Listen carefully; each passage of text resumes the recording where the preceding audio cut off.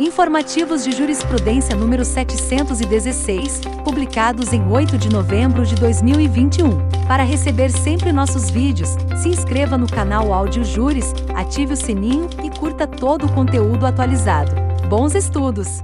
Corte Especial. Direito Administrativo, Direito Constitucional. Agravo interno na suspensão de segurança número 3.262, Santa Catarina. Tema: Quinto Constitucional. Vaga de advogado. Elaboração e revisão da lista sextupla. OAB. Autonomia e independência. Destaque: a Ordem dos Advogados do Brasil possui autonomia para elaborar e revisar lista sextupla para indicação de advogados para concorrer à vaga do Quinto Constitucional. Informações do inteiro teor. A nomeação de membro de Tribunal de Justiça na vaga do Quinto Constitucional é um procedimento subjetivamente complexo, exigindo, necessariamente, atos de vontade da OAB, do TJ e do governador do Estado. A formulação da lista sextupla pela OAB não é ato vinculado a eventual cumprimento posterior de requisitos para poder participar da lista. Assim, a OAB tem a liberdade ampla de fazer as indicações dos candidatos advogados que sugere para a vaga do Quinto Constitucional. Nesse sentido, é possível que duas entidades que possuem legitimidade e independência para proceder à indicação de listas, sextupla no caso da OAB, e posteriormente tríplice no caso do Tribunal de Justiça, manifestem de forma irrefutável o não desejo de colocar um advogado em suas indicações. Destaque-se que, como reconhecido pelo Supremo na ADI número 3026, a OAB, Serviço Público Independente, é afeita a atribuições, interesses e seleção de advogados, reafirmando a sua legitimidade para, com independência, indicar os candidatos ao Quinto Constitucional. No caso, o ato de nomeação ter sido tornado sem efeito pelo governador do Estado após processo administrativo, que não foi questionado judicialmente, caracteriza a perda do objeto da discussão judicial atual. Ademais, a impossibilidade de nomeação e posse por meio de criação legislativa via judicial de nova vaga de Quinto Constitucional, sem participação de futuras listas, sextupla e tríplice, e sem retirar o atual ocupante da vaga questionada de desembargador. Portanto, a questão controvertida não é mais preencher ou não os requisitos para poder participar da lista sextupla, mas sim a liberdade discricionária da OAB, cujas características são autonomia e independência, de elaborar tal lista com indicação de advogados.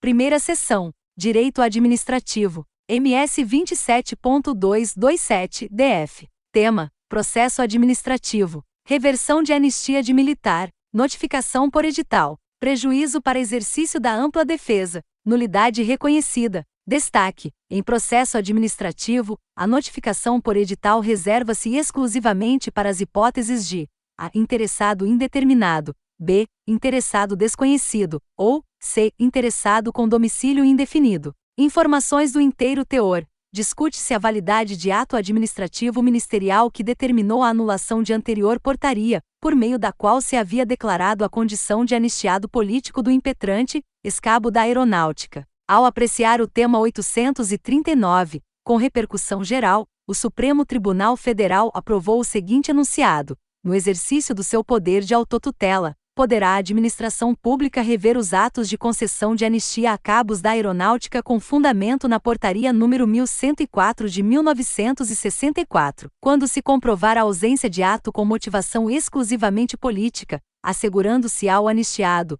em procedimento administrativo, o devido processo legal e a não devolução das verbas já recebidas. A administração pública não é obrigada a revisar as anistias. Porém, caso o faça, a revisão estará condicionada, dentre outras exigências, à observância de regular procedimento administrativo, em que sejam asseguradas ao administrado as garantias inerentes ao devido processo legal, como deflui, com primazia, do artigo 5º, inciso 54, da Constituição Federal. A validade do processo administrativo é constitucionalmente vinculada à rigorosa observação do princípio da ampla defesa, com os meios e recursos a ela inerentes. Ao disciplinar, no âmbito do processo administrativo, a incidência do princípio da ampla defesa e dos meios e recursos a ela inerentes, o legislador ordinário positivou parâmetros mais precisos, cuidadosamente descritos no artigo 2º, parágrafo único, da Lei do Processo Administrativo Federal, LPA, Lei nº 9.784 de 99, os quais não foram fixados para conveniência ou comodidade da administração.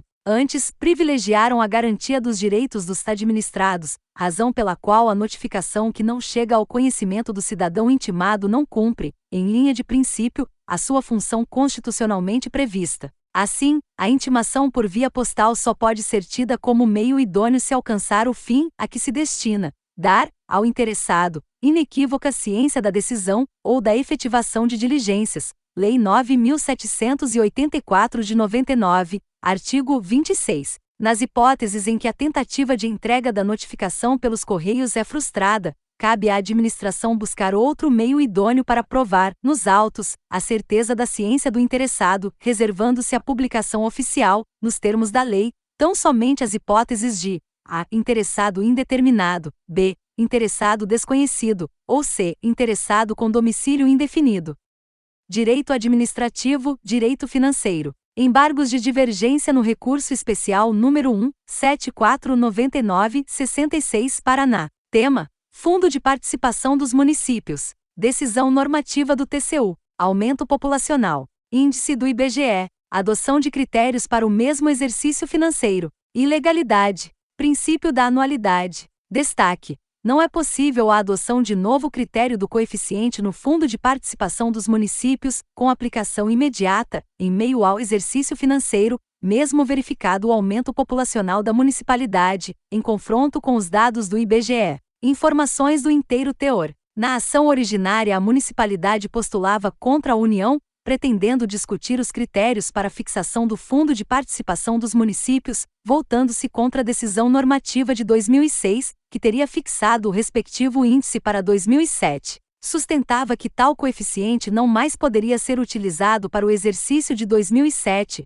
uma vez que a população estimada pelo IBGE não seria condizente com a nova realidade, no que pleiteou eventuais diferenças. A primeira turma do STJ deu provimento ao recurso especial do município, sob o fundamento de que, diante de erro censitário do IBGE, a reivindicação esposada não esbarraria no princípio da anualidade. Ou seja, em resumo, a municipalidade poderia se valer de novos coeficientes para o próprio ano de 2007, em detrimento da orientação normativa do TCU ao final do ano de 2006 para aplicação em 2007. O acórdão paradigma da segunda turma, a seu turno, cuidou de ação movida por municipalidade pretendendo obter o reconhecimento da ilegalidade da decisão normativa número 38/2001 do TCU que, editada no meio do ano de 2001, alterou os critérios da decisão normativa anterior, expedida em 2000 para 2001, trazendo novos critérios a serem observados para a segunda metade daquele mesmo ano de 2001.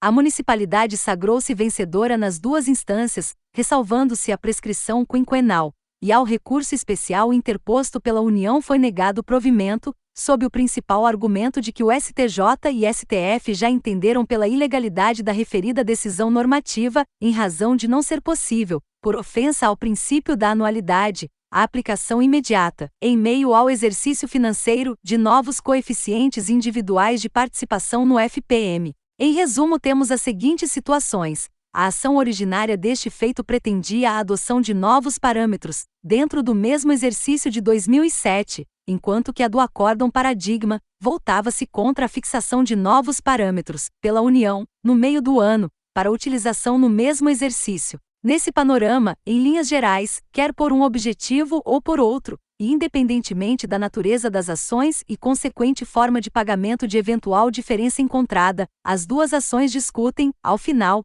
a utilização de critérios referentes ao FPM para adoção no mesmo exercício, o que evidencia a divergência apontada. A se aceitar a tese de que os municípios podem buscar o ressarcimento posterior, pretendendo a adoção de novos critérios com base nas informações do mesmo exercício, como no caso do entendimento prestigiado pelo acórdão ora embargado de divergência, a que se aceitar a tese de que a União possa, num mesmo exercício, proceder com a revisão dos referidos critérios, voltando-se contra municípios que, eventualmente, possam ter recebido valores a maior.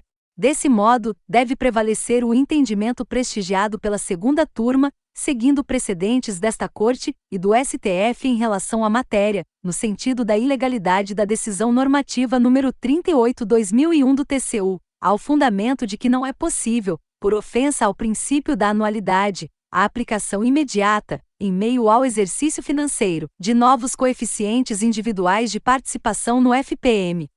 Direito administrativo, direito tributário, direito processual civil, embargos de divergência em recurso especial 11.095/79 Paraná. Tema: certidão de dívida ativa, CDA. Protesto: regime anterior à vigência da Lei nº 12.767 de 2012. Possibilidade. Destaque: é possível o protesto da CDA desde a entrada em vigor da Lei N. 9492/1997. Informações do inteiro teor. Em sede de acórdão submetido ao regime dos recursos repetitivos, a primeira sessão do STJ pacificou o entendimento no sentido de que a Fazenda Pública possui interesse, e pode efetivar o protesto da CDA, documento de dívida, na forma do artigo 1º, parágrafo único, da Lei 9.492 de 97, com a redação dada pela Lei 12.767 de 2012.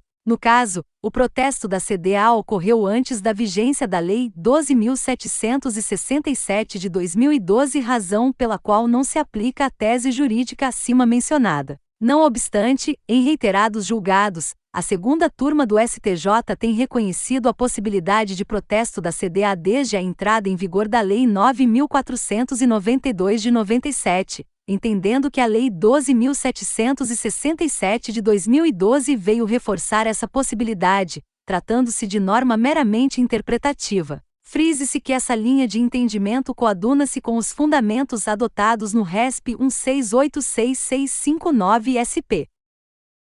Direito Processual Civil. Ação Rescisória 6.503 Ceará. Tema: ente público. Processo eletrônico. Intimação pessoal. Ausência de cadastramento no Sistema de Intimação Eletrônica do STJ. Intimação pelo Diário de Justiça Eletrônico. Regularidade. Destaque: não há ofensa à prerrogativa de intimação pessoal prevista no artigo 183 do CPC, quando o ente público deixa de realizar o necessário cadastramento no Sistema de Intimação Eletrônica do Superior Tribunal de Justiça, nos termos do artigo 1050 do CPC, sendo válida a intimação pela publicação no Diário de Justiça Eletrônico. Informações do inteiro teor. De acordo com a jurisprudência do STJ, não há ofensa à prerrogativa de intimação pessoal prevista no artigo 183 do CPC, quando o ente público deixa de realizar o necessário cadastramento do Sistema de Intimação Eletrônica do Superior Tribunal de Justiça, nos termos do artigo 1050 do CPC, sendo válida a intimação por meio da publicação no Diário de Justiça Eletrônico. Nos autos da ação rescisória 6.502-CE, Diário de Justiça Eletrônico de 5 de agosto de 2020, a ministra Suzete Magalhães consignou que, em se tratando de processo eletrônico, prevê o parágrafo 6º do artigo 5º da Lei 11.419 de 2006 que as intimações feitas por meio eletrônico aos devida e previamente cadastrados, inclusive da Fazenda Pública, serão consideradas pessoais para todos os efeitos legais. Outro sim, observa-se que o município deveria ter realizado o cadastro para recebimento de intimações por meio do portal de intimação eletrônica do Superior Tribunal de Justiça, nos moldes do que consta no edital de convocação para cadastramento de órgãos públicos publicado pela Presidência do Superior Tribunal de Justiça, em 4 de agosto de 2016, na edição número 2024 do Diário da Justiça Eletrônico DJE. Desse modo, considerando-se que o município deixou de realizar o necessário cadastramento para recebimento das intimações eletrônicas por esta Corte Superior, não se verifica nulidade processual. Direito Penal, Direito Processual Penal. Conflito de competência 182.940, SP. Tema: Pandemia de Covid-19. Desvio de valores do auxílio emergencial. Inexistência de fraude na obtenção do benefício. Depósito realizado voluntariamente pelo beneficiário na sua conta do Mercado Pago. Transferência fraudulenta de valores entre contas privadas. Ausência de ofensa direta à Caixa Econômica Federal ou à União. Justiça Federal. Incompetência. Destaque: não compete à Justiça Federal processar e julgar o desvio de valores do auxílio emergencial pagos durante a pandemia da Covid-19, por meio de violação do sistema de segurança de instituição privada, sem que haja fraude direcionada à instituição financeira federal. Informações do inteiro teor.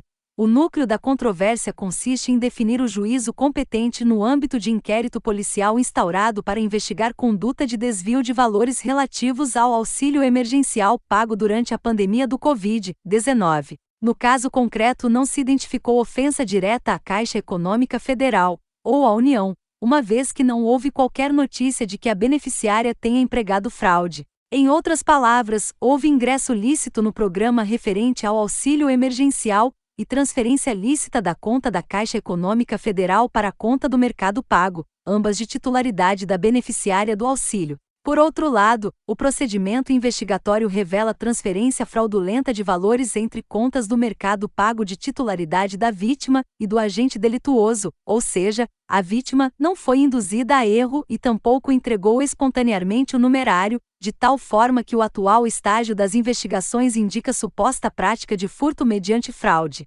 Dessa forma, o agente delituoso, ao transferir para si os valores pertencentes à vítima, não fraudou eletronicamente o sistema de segurança da Caixa Econômica Federal, mas apenas o sistema de segurança de instituição privada para a qual o numerário foi transferido por livre vontade da vítima. Neste contexto, sem fraude ao sistema de segurança da instituição financeira federal, não há de se falar em competência da Justiça Federal. Com efeito, no caso de violação ao sistema de segurança de instituição privada, qual seja, o Mercado Pago, sem qualquer fraude ou violação de segurança direcionada à Caixa Econômica Federal, o prejuízo fica adstrito à instituição privada e particulares, não se identificando situação prevista no artigo 109, inciso 1, da Constituição Federal. Primeira turma. Direito Administrativo. O RESP 1937055, Paraíba. Tema: Servidor Público. Professor universitário. Remoção entre universidades federais distintas. Quadro único. Motivo de saúde em pessoa da família. Filho menor e dependente. Possibilidade. Artigo 36, parágrafo único, inciso 3, alínea B, da Lei nº 8.112 de 1990. Destaque: para aplicação do Instituto da Remoção, artigo 36 da Lei 8.112 de 90, o cargo de professor universitário federal deve ser interpretado como pertencente a um quadro único, vinculado ao Ministério da Educação. Informações do inteiro teor. É certo que este Superior Tribunal possui entendimento de que, para aplicação do artigo 36, parágrafo único, inciso 3, alínea B, da Lei 8.112 de 90, o cargo de professor de universidade federal deve ser interpretado como pertencente a um quadro único, vinculado ao Ministério da Educação. Segundo inteligência do artigo 36, parágrafo único, inciso 3, alínea B, da Lei 8.112, o pedido de remoção de servidor para outra localidade, independentemente de vaga e de interesse da administração, será deferido quando fundado em motivo de saúde do servidor e de cônjuge, companheiro ou dependente que viva às suas expensas e conste do seu assentamento funcional, condicionada à comprovação por junta médica oficial. Caso concreto em que o pedido de remoção se ampara na necessidade de tratamento multidisciplinar para filho menor, pediatra, endocrinopediatra, psiquiatra infanto-juvenil, psicóloga e assistente social, diagnosticado como portador de transtorno de identidade de gênero. Por fim, sublinhe-se que, conquanto a controvérsia diga respeito a imediato direito subjetivo da recorrente à remoção funcional, a pretensão deduzida em juízo tem por pano de fundo a reflexa necessidade de acesso a tratamento adequado de saúde para o filho menor da servidora, motivo pelo qual não se deve descurar da concorrente normativa que rege os direitos da criança e do adolescente, que reivindica, no tocante ao seu atendimento, a observância aos primados da prioridade absoluta, artigo 227, da Constituição Federal, e da proteção integral, artigo 1º da Lei 8.069 de 1990 ECA. Terceira turma. Direito Civil. RESP 1, 8639 52 SP. Tema: Fraude à execução. Súmula 375 do STJ e tema 243. Alienações sucessivas. Aplicabilidade. Destaque: a orientação consagrada na súmula 375 do STJ e no julgamento do tema 243 é aplicável às hipóteses de alienações sucessivas. Informações do inteiro teor. A fraude à execução atua no plano da eficácia, de modo que conduz à ineficácia da alienação ou oneração do bem em relação ao exequente. Artigo 592, inciso 5, do CPC de 1973, artigo 792, parágrafo 2º, do CPC de 2015. Em outros termos, é como se o ato fraudulento não tivesse existido para o credor. As hipóteses em que a alienação ou oneração do bem são consideradas fraude à execução podem ser assim sintetizadas: 1. Quando sobre o bem pender ação fundada em direito real ou com pretensão rei persecutória. 2. Quando tiver sido averbada, no registro do bem, a pendência do processo de execução. 3. Quando o bem tiver sido objeto de constrição judicial nos autos do processo no qual foi suscitada a fraude. 4. Quando, no momento da alienação ou oneração, tramitava contra o devedor ação capaz de reduzi-lo à insolvência, artigo 593 do CPC de 73 e artigo 792 do CPC de 2015.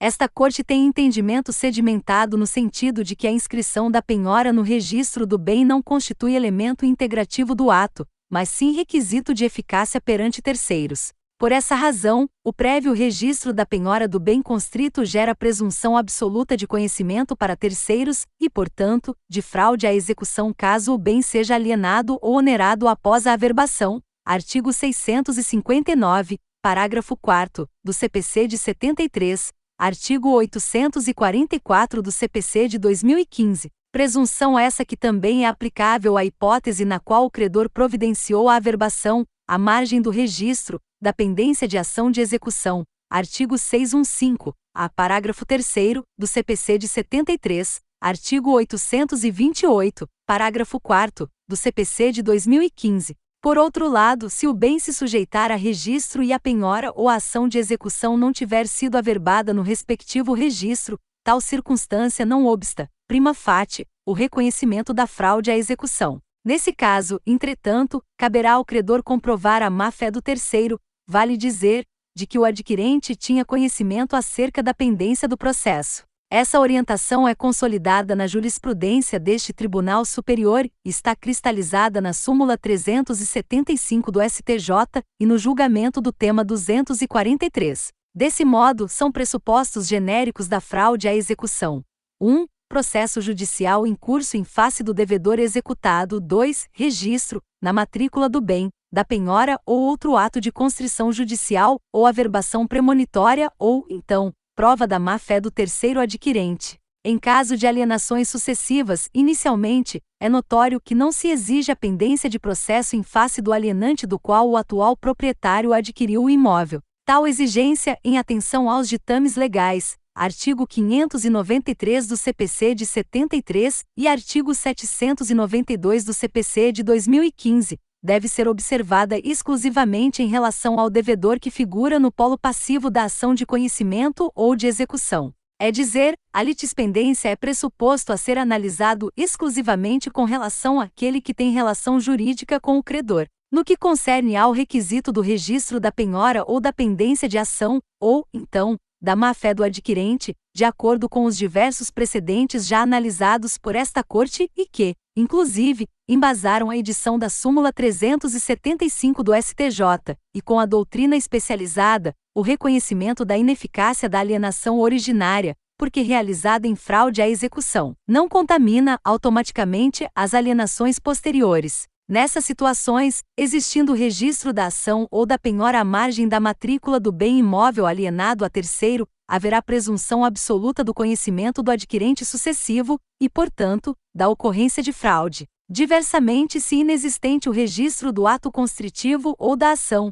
incumbe ao exequente e embargado a prova da má-fé do adquirente sucessivo. Direito Civil e Processual Civil. RESP 1745371, SP.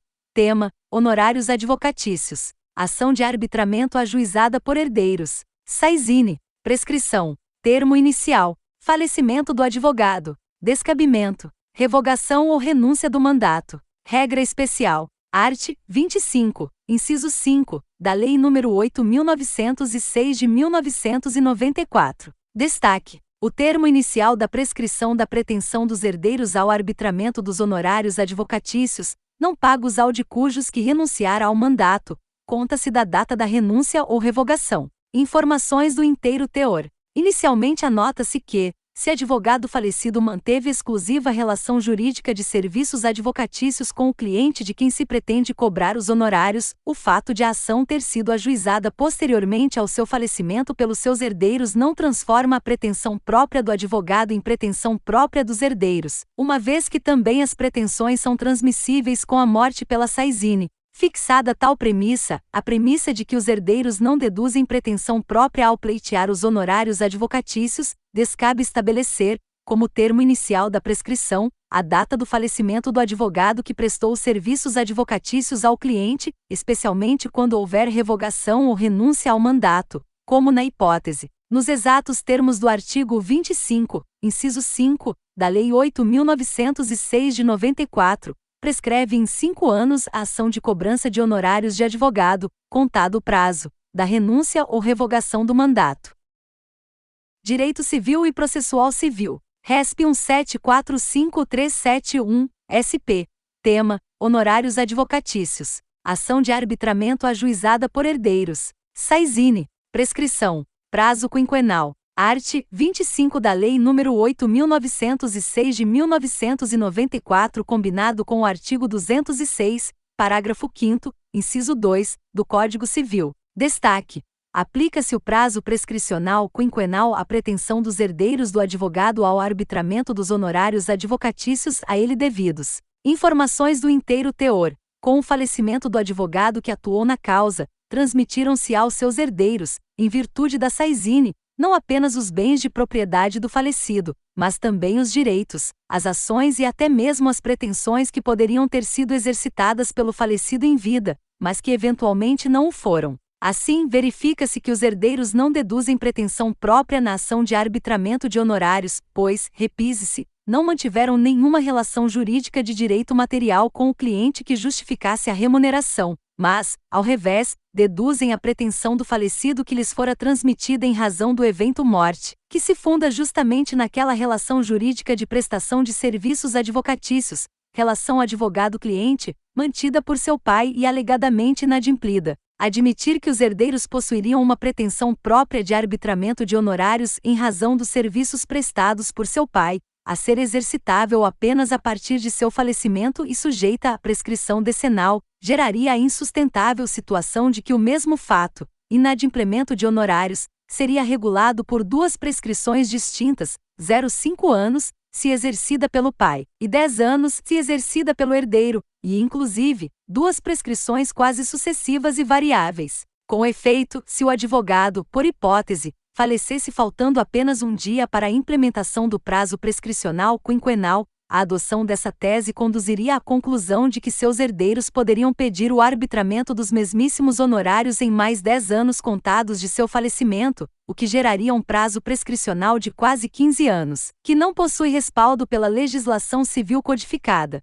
Assim, não há que se falar em aplicação do prazo residual decenal previsto no artigo 205 do Código Civil de 2002, na medida em que a questão é expressamente disciplinada por regras especiais, artigo 25 da Lei 8.906 de 94 e artigo 206, parágrafo 5º, inciso 2, do Código Civil de 2002 que fixam, ambas, o prazo prescricional quinquenal. Direito Civil e Processual Civil. RESP 1924451, SP.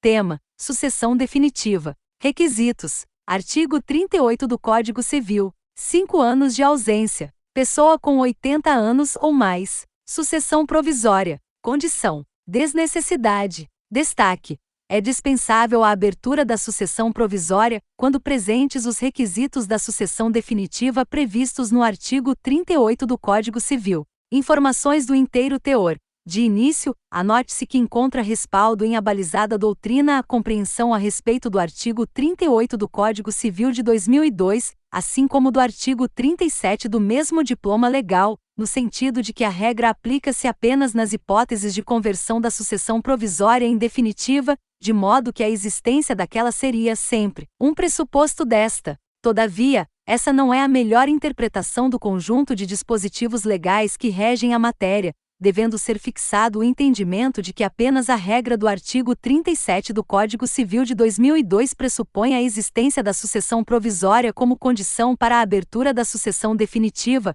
mas que a regra do artigo 38 do Código Civil de 2002, ao revés, é hipótese autônoma de abertura da sucessão definitiva, de forma direta e independentemente da existência, ou não, de sucessão provisória. Não se afiguraria razoável o entendimento de que um herdeiro de um octogenário desaparecido há mais de 5 anos precise, obrigatoriamente, passar pela fase da abertura de sucessão provisória, com todos os seus expressivos prazos contados normalmente em anos, diante de uma hipótese em que é absolutamente presumível a morte do autor da herança diante da presença conjunta das circunstâncias legalmente instituídas. Sublinhe-se que, conquanto a abertura da sucessão definitiva transmita a propriedade dos bens aos herdeiros, a regra do artigo 39 do Código Civil de 2002 ainda preservará, por mais 10 anos, os virtuais interesses daquele cuja morte se presume, na medida em que, havendo um improvável regresso, extinguir-se-á a propriedade pela condição resolutória consubstanciada no retorno do ausente. Direito processual civil, direito empresarial, direito marcário. RESP 1848033, Rio de Janeiro. Tema: pedidos de nulidade de registro de marca e abstenção de uso. Pedido de indenização por danos materiais e morais. Cumulação. Impossibilidade. Competência de juízos diversos. Destaque: não é possível a acumulação dos pedidos de nulidade de registro de marca e abstenção de uso com o pedido de indenização por danos materiais e morais. Informações do inteiro teor.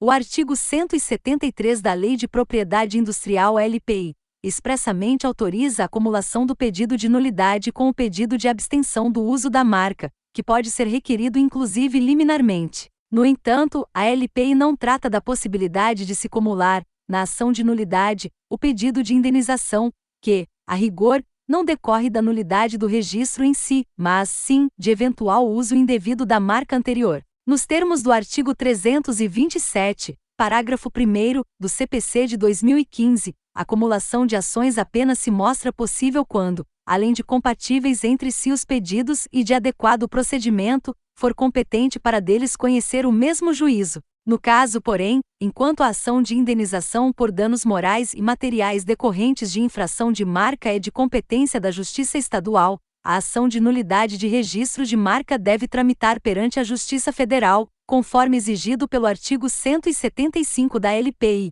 o que torna inviável sua acumulação.